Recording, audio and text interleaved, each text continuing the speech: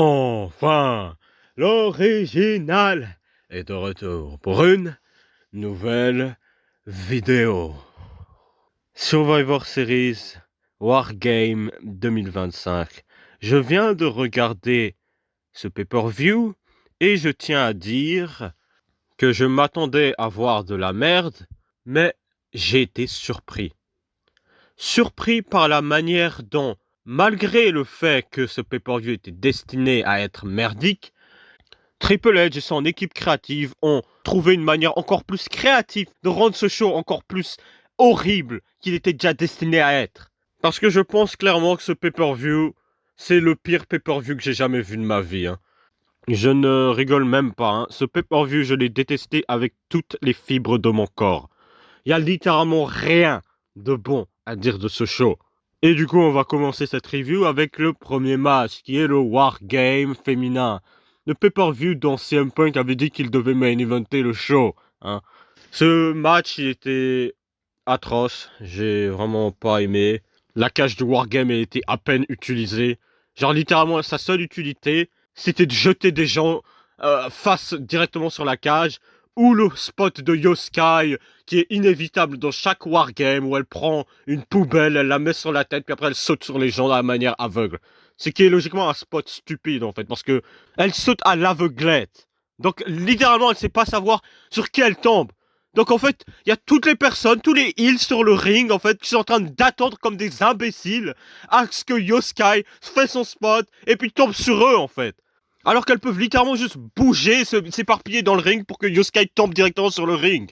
Bref, c'est des spots qui sont faits pour donner un moment, mais quand tu réfléchis, ça fait aucun sens. Genre, je sais pas, trouve quelque chose de plus créatif et qui fait plus de sens, là. C'est à chaque fois le même spot. Donc, bref.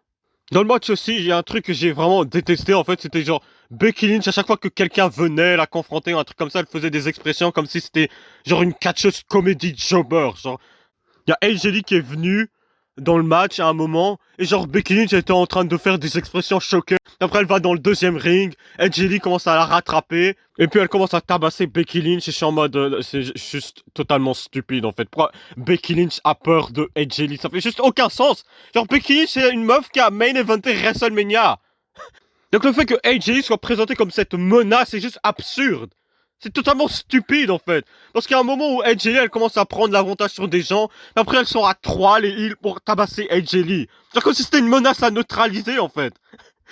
genre, c'est juste absurde en fait. Genre ça aurait pu être Minimati sur le ring à la place d'AJ Lee. Il y aurait eu le même suspens de crédibilité. Mais bref, du coup après dans le match, il y a un moment où genre Rhea Ripley elle vient. Il y a Wade Barrett qui commence à mentir à l'audience en disant que Rhea Ripley est une star mainstream. Et puis après, on réalise que genre elle porte un masque qui vient d'un film comme ça qui s'appelle Terrifier, un bail comme ça. Et je suis à me dire, si Rhea Ripley est hypothétiquement une star mainstream, pourquoi c'est pas le film Terrifier qui parle d'elle, à la place de la voir avec ce masque pour aucune raison en fait.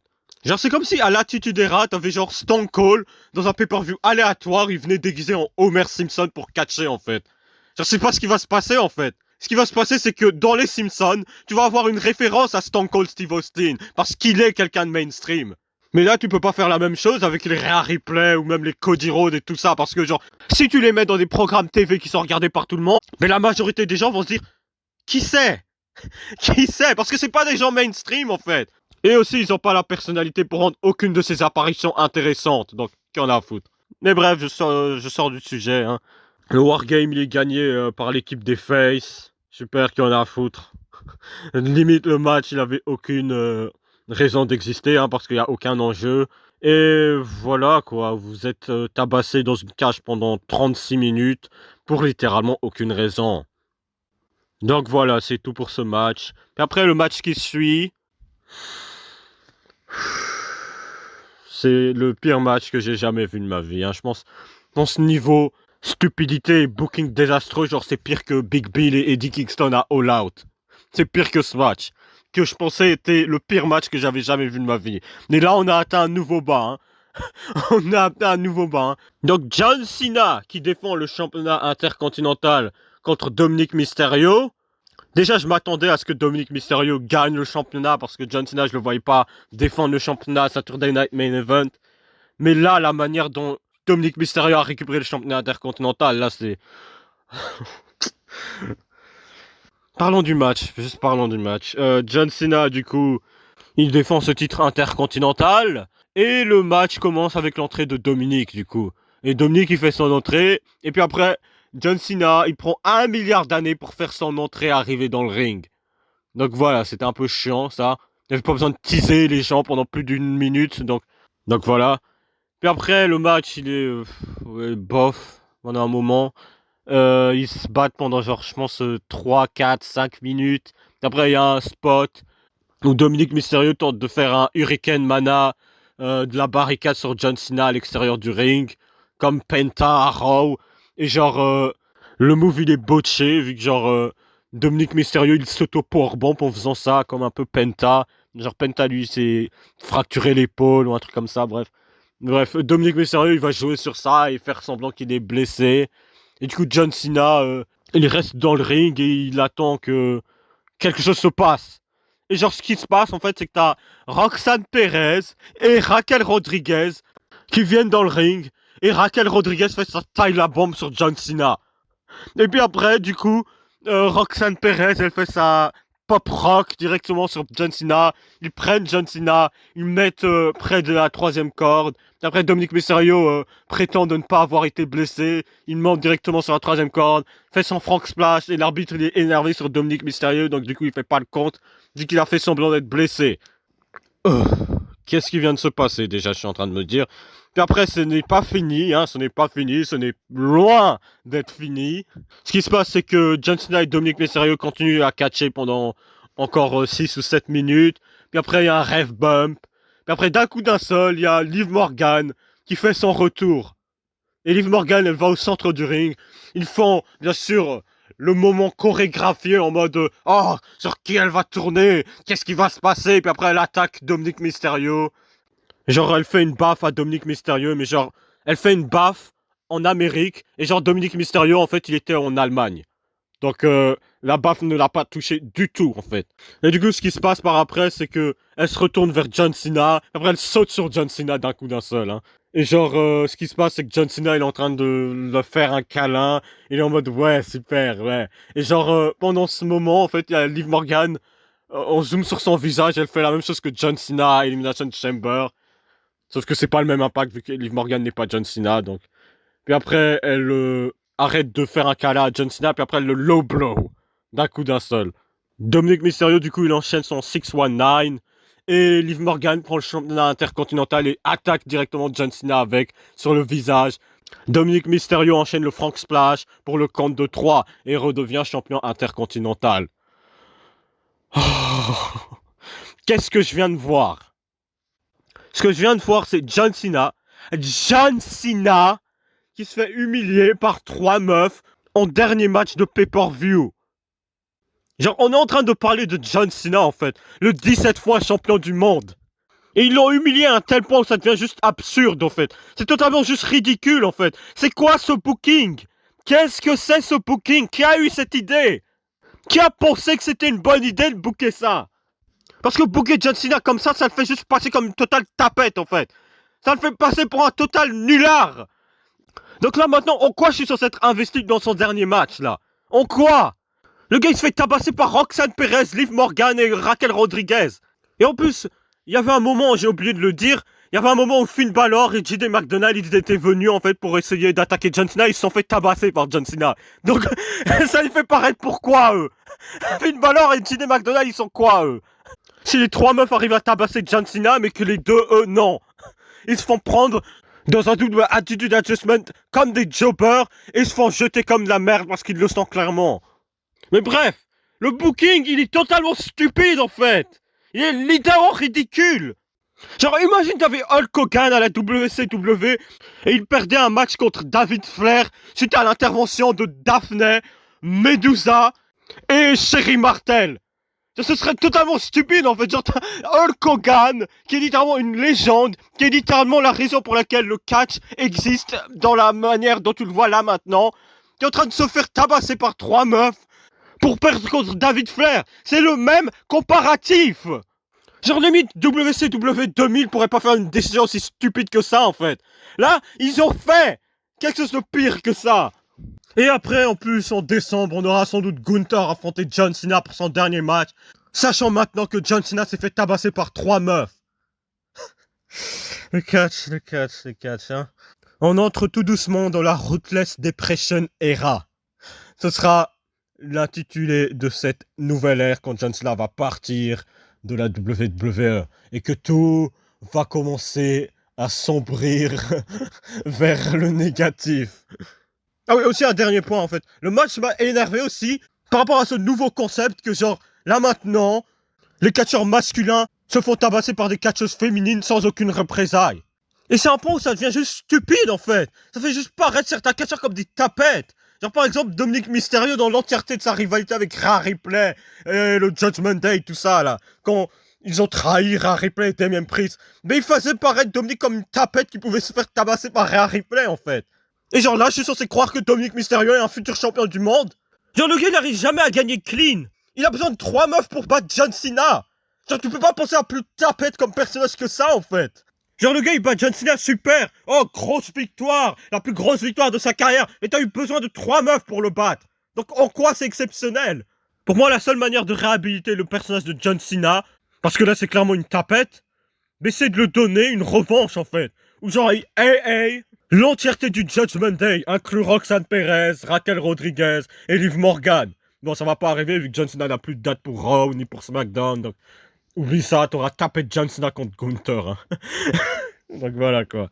Le fait que t'aies des meufs qui tabassent des catcheurs masculins dans l'idée d'une storyline, d'un moment, ça j'ai pas de problème fondamentalement contre ça. Mais il y a quand même besoin d'avoir une sorte de revanche par rapport à ça. Genre le parfait exemple c'est genre Nia Jax quand elle était rentrée dans le Rumble 2020 si je me trompe pas. Et que genre elle commençait à tabasser les gars, puis après...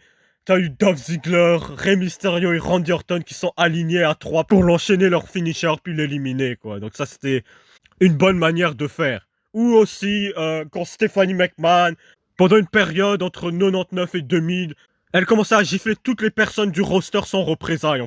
Et là ça faisait aussi fondamentalement plus de sens vu que Stephanie McMahon elle est entrée par DX, avait 50% de la compagnie. Et donc si quelqu'un en retour voulait s'attaquer à elle, ben genre... il pouvait juste se faire virer, quoi, donc. Mais genre, au moins, ça a mené à une sorte de revanche à WrestleMania 2000, où genre, quand le Rock s'est fait trahir par Vince McMahon et le reste des McMahon de gagner le championnat de la WWF face à Triple H, mais The Rock, il a pété un câble, il a littéralement tabassé tous les McMahon, inclus Triple H. Et genre, il y a un moment où Stephanie McMahon l'a confronté The Rock dans le ring, après elle a giflé The Rock s'est retourné, Rock bottom, le public a adulé, et ça a donné une revanche par rapport à elle qui gifle des gens sans représailles. Donc c'était la meilleure manière, encore une fois, de faire les choses.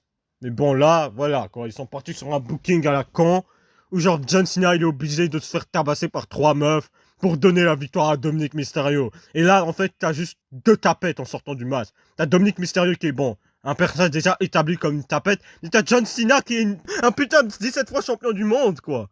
Donc, match atroce, voilà, quoi. J'en ai parlé... pendant un peu trop longtemps, donc on passe au prochain match. Et le prochain match, oh merde. Nikki Bella contre Stephanie Vaquer pour le championnat féminin WWE. Bref, le match, je l'ai skip. Je n'ai pas payé attention à ça. Parce que ce qui s'est passé par après, en fait, c'est que j'étais en train de regarder le pay-per-view en live.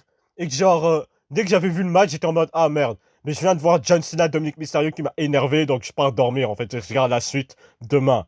Et ce qui s'est passé en fait, c'est que j'ai même pas regardé le match au final. J'ai regardé juste le Wargame masculin par la suite. Et j'ai regardé juste sur internet ce qui s'est passé à peu près dans le match. Et du coup, Stéphanie Vaquer a conservé le titre, super, j'en ai rien à foutre. Donc voilà quoi. Le Wargame masculin. Le Wargame masculin était un match qui était chiant. Ce qui s'est passé, c'est exactement ce que j'ai dit dans ma review en fait.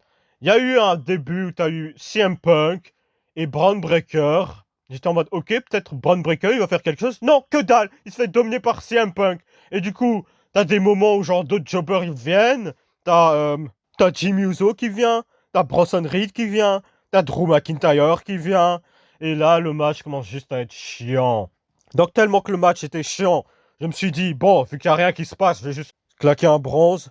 Parce que c'est pas comme si quelque chose d'intéressant va se passer à ce moment-là. Et du coup, en revenant, je vois, en fait, Jey Uso, il arrive, il commence à dominer le match, puis après, d'un coup d'un seul, il commence à faire des mouvements bizarres. Puis après, sa musique d'entrée commence à sonner. Et il commence à yeet comme ça en haut de la cage. Je suis en mode, il fait ça en plein match. En quoi ça fait du sens? En quoi ça fait le moindre sens de faire ça, en fait?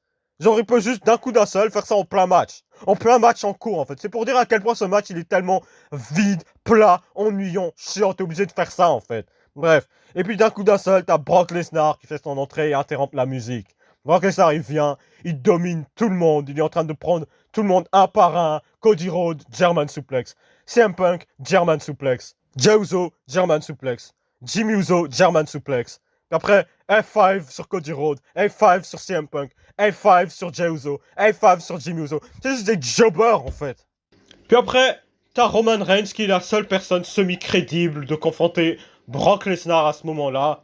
Et du coup, Brock Lesnar, il sort de la cage, il se confronte vers la rampe. Puis après, Roman Reigns, il court et Superman punch Brock Lesnar. Il le Superman punch une seconde fois. Puis après, il tente encore de Superman punch. Brock Lesnar le prend. F5. Roman Reigns à travers la table. Et ça montre clairement que Brock Lesnar est la seule star dans ce match. C'est une évidence qui est montrée par le fait que t'as Cody Rhodes qui a affronté Brock Lesnar et qui l'a battu. Mais 2 ans plus tard, ils se reconfrontent et Brock Lesnar, il est en train de le démolir en 2-2 et personne n'est en train de bâtir d'un œil. Et c'est la même chose pour CM Punk. C'est juste les choses comme ils doivent l'être, en fait. Cody Rhodes et CM Punk sont plus proches de Jimmy Uso et Jey Uso qu'ils sont de Brock Lesnar. Et c'est pour ça que Brock Lesnar les détruit comme des simples mid-cardeurs. Roman Reigns est clairement plus proche de Brock Lesnar, mais lui, il a des offenses face à Brock Lesnar. Mais fondamentalement, Brock Lesnar, il est the guy dans le match, en fait. Et c'est quelque chose que je savais qui allait arriver, vu que... Mais c'est Brock Lesnar, hein, Brock Lesnar et Brock Lesnar. Et je me suis dit, en fait, pourquoi pas avoir mis Braun Breaker dans la position de Brock Lesnar, en fait. Et genre donner à Braun Breaker une victoire dominante où il pine les 2 champions Cody Rhodes et CM Punk. Avec Brock Lesnar qui est juste en train de regarder Braun Breaker faire. Mais genre ce qui s'est passé à la place, en fait, c'est que t'as genre un gars masqué avec une cagoule et qui porte un masque noir, qui vient, comme ça de nulle part, qui monte sur la cage, qui super kick CM Punk, qui le stomp, puis après donne la victoire à Braun Breaker, en fait. Genre Braun Breaker, il en ressort pas grandi, hein, de cette victoire. Oh, il a pile le champion CM Punk, qui en a à foutre. Il ne ressort pas grandi, en fait, de ce match.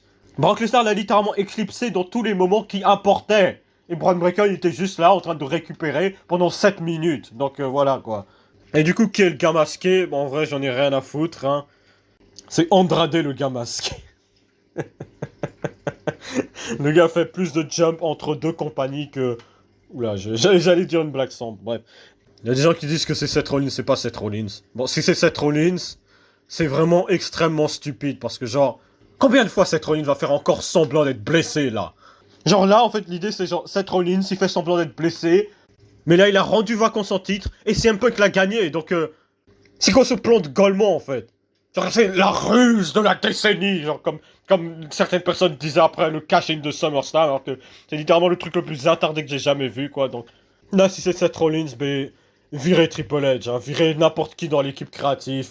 À un moment, voilà, quoi, faut trouver de meilleurs écrivains, quoi.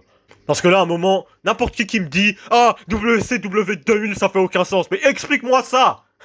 Explique-moi ça si Seth Rollins c'est le gars masqué qui aide The Vision, hein, la même stable qui l'a trahi, pour les aider à gagner le Wargame.